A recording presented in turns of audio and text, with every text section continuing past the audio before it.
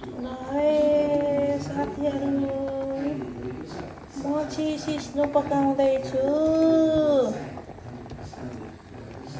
उता देख्नु सक्नुहुनेछ सिस्नो।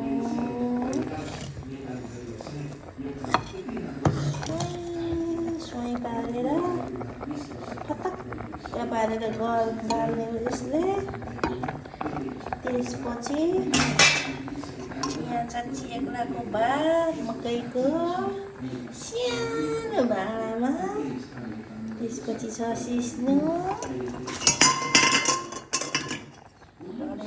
साथीहरू ढल्यो। त्यसपछि यसरी छोप्नुपर्छ।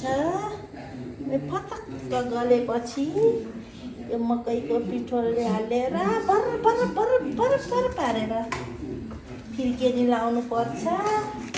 त्यसपछि टिमो जिरा खोर्सानी नुन हाल्ने। यस्तै छ साथीहरू मेरो दिनचर्या। यहाँ साग ठिक गरेको छु सिस्नो खानेलाई। मैले चाहिँ सिस्नो यसरी फालिदिएको छु छानेर ठुलो ठुलो रहेछ त्यही भएर। अनि सिस्नो नखानेलाई यहाँ खाना पकाइरहेको छु। यहाँ दाल पकाइरहेको छु। ला मोबाइल त सल्लक्क पारेर यसले केही देख्थेन त हौ। चलाइहाल्छु ल। दाल पनि पाकिसक्यो।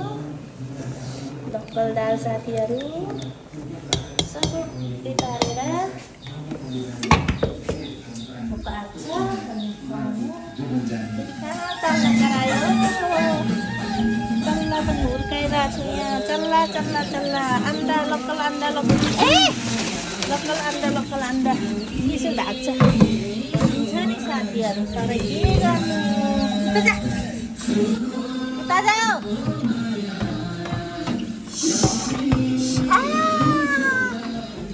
चल्ला हुर्काउनलाई यस्तो गाह्रो हुन्छ।